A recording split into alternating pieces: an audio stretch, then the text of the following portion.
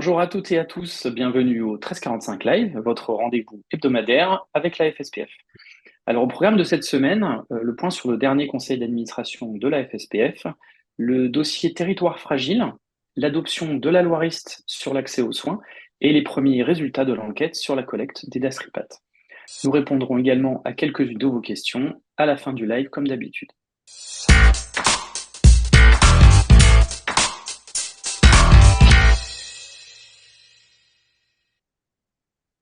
Bonjour Philippe. Bonjour Valérian, bonjour à toutes et tous. Alors Philippe, le conseil d'administration de la FSPF s'est réuni mercredi dernier. Quelles décisions ont été prises? Alors, bien sûr, dans ces conseils d'administration qui sont là tous les 2 mois, on balaye l'ensemble de l'actualité de la pharmacie effectivement, on prend des positions.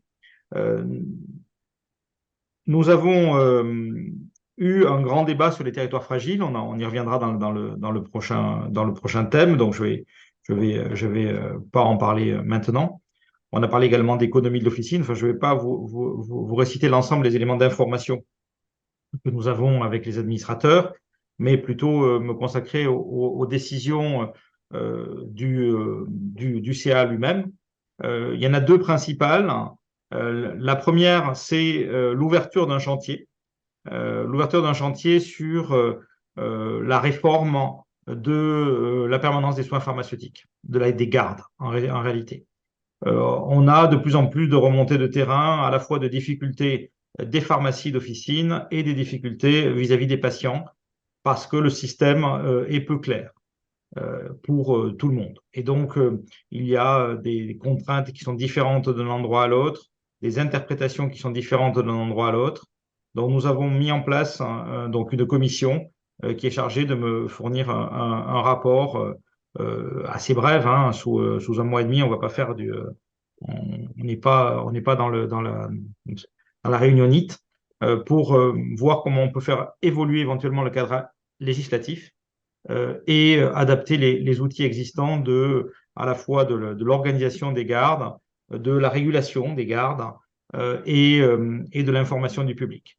Donc voilà, donc ça c'était un thème fort et ça remonte un petit peu de partout, donc il était temps qu'on s'occupe de ce sujet. Comme vous savez, ce sont, d'après la loi, les organisations professionnelles, donc les syndicats, qui ont la responsabilité de l'organisation des gardes. On a reparlé de Dastri, mais je sais que on va m'en parler tout à l'heure, donc là aussi je fais un peu de teasing. Enfin, on a parlé aussi des salaires et de l'échec de la réunion avec les instances de salariés. J'ai eu l'occasion de m'exprimer sur ce sujet, j'avais fait même une circulaire. Pour autant, nous aurons de nouveau une réunion de CCPPNI avec les syndicats centrales de syndicats de salariés. Notre situation économique bon, est connue, nous faisons face à l'inflation également. Nous avons une réunion des négociations économiques pour l'officine à l'automne. Mais néanmoins, moi, j'ai tenu à ce que nous puissions avoir un mandat, un autre mandat de négociation. Et donc, nous allons avoir une assemblée générale extraordinaire qui se déroulera au moment du congrès, donc début juin, pour permettre à nos négociateurs d'actualiser la position de nos mandants. Sachant que la position de nos mandants, elle est chaque fois, c'est un sujet qui fait beaucoup de débats entre, il y a des officines qui souffrent et qui ne peuvent pas en fait augmenter les salaires, et puis des officines qui vont un peu mieux et qui, elles, le pourraient. Et comme nous, on parle de l'augmentation du point, de la valeur du point, eh bien, c'est quelque chose qui est compliqué à réaliser. Donc voilà, donc ça, ce sont les deux grands débats du conseil d'administration. Nous avions déjà, bien sûr, étudié le programme économique, je vous en ai parlé longuement. Nos confrères de l'USPO sont en train de finaliser leur feuille de route. C'est ce que m'a indiqué Pierre-Olivier Variot, donc le président de l'USPO. Donc il est convenu entre nous que, bien sûr, l'USPO comme nous va exprimer sa propre feuille de route, et ensuite il va falloir qu'on travaille ensemble. Et notre objectif commun est d'avoir une feuille de route commune avant les négociations conventionnelles de l'automne. On a véritablement intérêt à avoir un front uni à chaque fois sur ces négociations. Alors, territoire fragile, tu en parlais à l'instant. Tu avais justement hier matin une réunion avec la DGOS. Est-ce que tu peux nous rappeler les enjeux du décret qui est en préparation?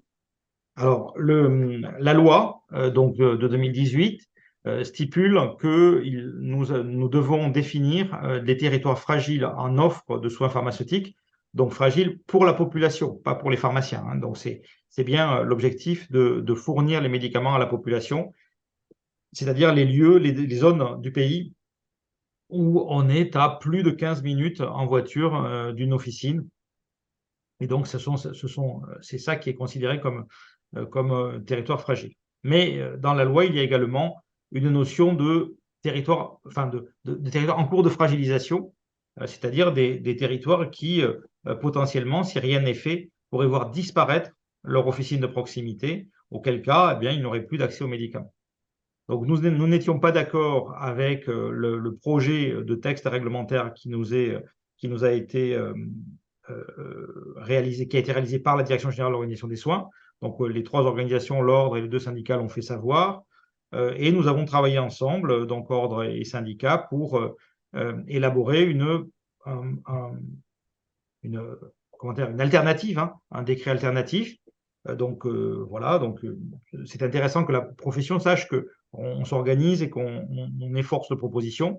Nous avons donc envoyé ensemble ce texte alternatif à la DGOS et nous avons échangé hier autour de ce texte. Donc nous avons constaté que le texte de loi était imparfait et ne nous permettait pas réellement de faire exactement ce que nous voulions. Mais on a bien senti que la DGOS, devant ce front uni de la profession, entendait nos arguments qui sont, pour être clair, il y a deux thèmes, hein. Le premier thème, c'est que pour bâtir les territoires de vie fragile, la DGOS s'appuie sur les territoires de vie santé, qui sont un agrégat de population qui est connu par les médecins, les infirmiers, les kinés, par toutes les autres professions, parce qu'ils ont déjà leur cartographie faite par les agences régionales de santé, mais qui ne correspond pas à l'officine parce que nous sommes la seule profession qui a déjà une régulation à l'installation et que cette régulation à l'installation, elle est basée sur la commune et pas sur le territoire de vie santé. Et on ne peut pas parler de règles d'installation avec comme maille la commune et parler de territoire de vie fragile en parlant d'une autre maille de population qui est le territoire de vie santé. Ça ne correspond pas, ça ne s'emboîte pas. Et donc, nous sommes repartis sur les communes pour définir les territoires fragiles. Ça, c'était le premier point. Le deuxième point, c'est que nous faisons un distinguo entre les territoires fragiles. En réalité, il n'y en a pas ou très très peu en France, et les zones en cours de fragilisation.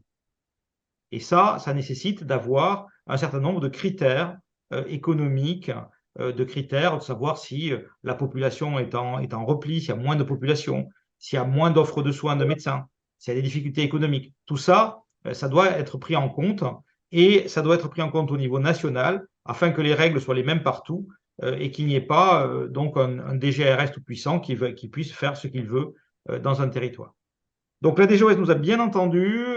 Maintenant, j'espère qu'elle nous a compris qu'ils vont, à partir de ce que nous avons produit, refaire une deuxième version. Je suis satisfait du processus de concertation. Et une fois de plus, voilà, c'est la version unie qui fait front et qui se fait entendre. Donc c'est agréable parce que ça marche à chaque fois qu'on fait ça. Et chaque fois qu'on ne fait pas ça, ça ne marche pas. Donc il faut s'en souvenir, quoi. Voilà. Alors sinon, le Sénat puis l'Assemblée nationale ont définitivement adopté la proposition de loi RIST sur l'accès aux soins. Est-ce que les mesures qui concernent l'officine ont été maintenues? Oui, donc désormais c'est la loi, donc il va falloir qu'elle soit promulguée, qu'elle passe au journal officiel, mais effectivement maintenant c'est dans la loi. Et donc on a les 4 mesures qui concernent l'officine qui sont bien rentrées. Donc on rappelle, hein, c'est le renouvellement des ordonnances pour 3 mois. On a la possibilité pour les préparateurs en pharmacie qui auront un diplôme de DUST d'effectuer un travail de préparateur en pharmacie, c'est quand même incroyable. La possibilité pour les préparateurs d'injecter les vaccinations sous contrôle. Et puis la réforme donc du dépistage avec une simplification du parcours réglementaire. Donc maintenant, c'est pas parce que c'est dans la loi que c'est effectif de suite, hein. Il va falloir négocier les textes réglementaires et d'application, et notamment dans le processus conventionnel de l'automne, les modalités de rémunération et d'enregistrement de ces nouveaux actes. Voilà pour la loi RIST. Une dernière nouveauté de dernière minute, mais qui nous concerne en tant que pharmacien, mais pas de pharmacien d'officine, puisque les pharmaciens biologistes sont autorisés à réaliser des frottis désormais. Donc, c'est intéressant pour eux. Et donc, ça, pareil, c'est le diplôme de pharmacien, c'est notre diplôme commun, en fait, qui prend de plus en plus d'importance dans le dispositif. À noter que ce process français se retrouve au niveau européen. On a nos amis anglais qui ont réussi à obtenir le droit de prescription de certains produits, notamment pour les cystites. On parle toujours de la même chose partout en Europe, hein. Ayez en tête que le processus n'est pas terminé, que d'autres PPL sont en cours dans ce Conseil national de la refondation en santé, et qu'il y aurait des débats sur ces thèmes dans la PPL Valto à venir, dans le PLFSS à venir. Donc l'évolution de notre métier est toujours en marche et continue dans sa voie de professionnel de santé. Je te propose maintenant de répondre à la question de Valérie Ollier, présidente du syndicat des pharmaciens de Bouches-du-Rhône et également de la FEDMED.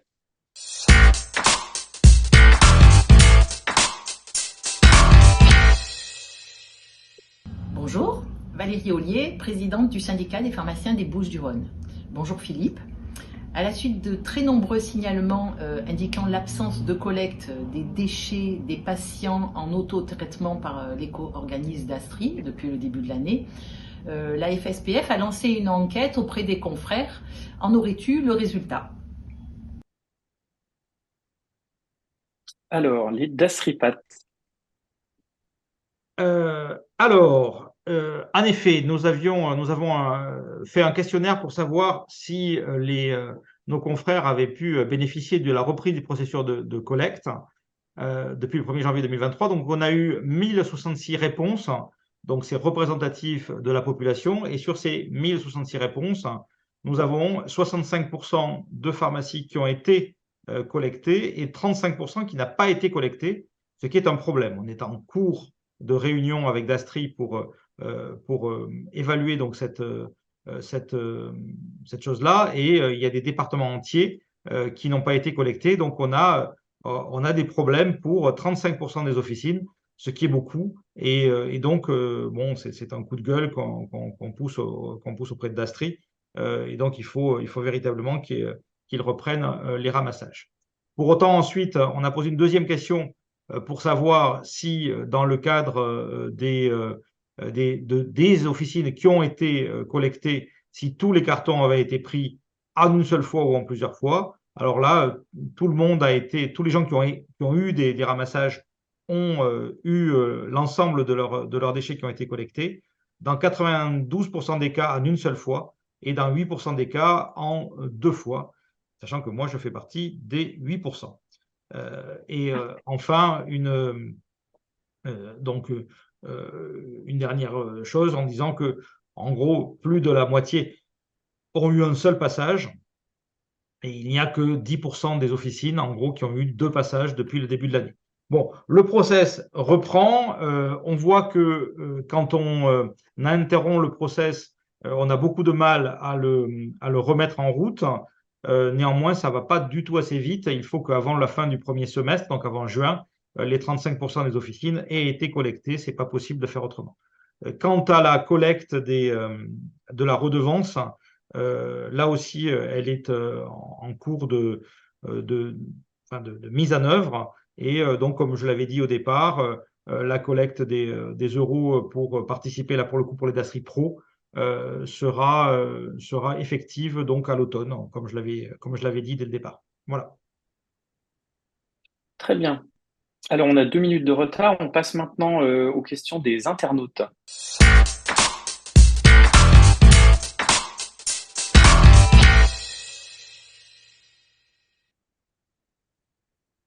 Alors, où sont les questions? Tac. Voilà. On avait une question au tout début sur une demande concernant le rappel Covid, où un confrère a eu une information par un médecin exerçant en EHPAD qui lui disait qu'il ne faisait plus de déclaration de vaccination. Bah, les déclarations de vaccination, pour mémoire, elles servent à aller sur mon espace santé, à incrémenter le carnet vaccinal du patient, en plus d'aller évidemment sur la base de données commune qui permet de suivre la vaccination. Donc évidemment, il faut continuer à le faire.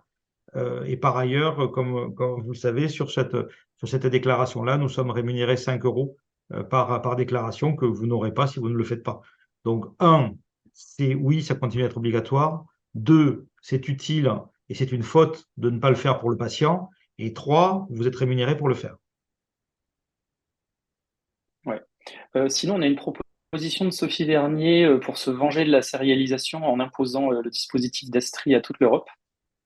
Bah, en fait, je dois vous dire que je vous répondrai dans quelques temps, je vais investiguer, mais je n'ai pas de doute sur le fait que nos confrères européens participent au sujet écologique, mais il est exact que je n'en sais rien, et donc, parce qu'on ne peut pas tout savoir en réalité, mais que j'ai les moyens de poser la question, et donc je reviendrai vers vous sur cette question qui m'intéresse, voir combien de pays, qu'est-ce que font les pays sur l'éco-responsabilité et comment ça se passe en fait dans les autres pays d'Europe. C'est une excellente question.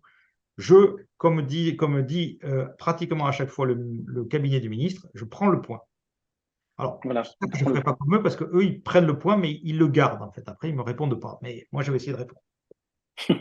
Une nouvelle question sur l'organisation des gardes. Bon, redistribution du territoire à revoir. C'est vrai que c'est, comme tu l'as dit à l'instant, c'est un point intéressant parce que on étudiera ça à la prochaine Assemblée générale, justement. Et quid du code de traceur lors des délivrances, rémunération, point d'interrogation. Quid du code Je ne comprends traceur pas lors des bien la délivrances? question. Ouais, quel code traceur? Alors, en fait, oui, effectivement, on a des délivrances à l'unité peut-être. Donc, Je effectivement, pense que c'est ça, oui. alors, il n'y a pas besoin de code traceur pour les délivrances à l'unité, en l'occurrence, puisque le logiciel indique lui-même quand une délivrance se fait à l'unité. Et c'est pour ça qu'on est payé en fin d'année sur le nombre de boîtes qu'on a délivrées. Euh, Oui, pour autant, on pourrait imaginer de modifier le système par un code acte avec une rémunération, là pour le coup, qu'il faudrait coder. Ce n'est pas le cas aujourd'hui. Là, bon, on verra dans la négociation économique. Le sujet des codes traceurs est un vrai sujet parce qu'en fait, c'est un système qui, moi, m'agace parce qu'en fait, chaque fois, ça pourrait être un code acte. Parce qu'en fait, à partir du moment où il y a un code traceur, ça veut dire que l'acte est réalisé. Et donc, il devrait y avoir, à la fois, à la place de code de traceur et un paiement un an après, il pourrait y avoir l'acte qui est payé le jour J. C'est notre demande. C'est à chaque fois un point de négociation assez dur avec l'assurance maladie. très bien. Je pense qu'on va peut-être arrêter là avec les questions. Donc, merci Philippe Besset. Merci également à Valérie Ollier pour la question vidéo. On vous donne rendez-vous, non pas la semaine prochaine, mais dans 2 semaines, en raison du pont, pour un nouveau tour d'horizon de l'actualité pharmaceutique. Et en attendant, on vous souhaite une bonne fin de journée à toutes et à tous. Bon week-end, bonne fin de journée.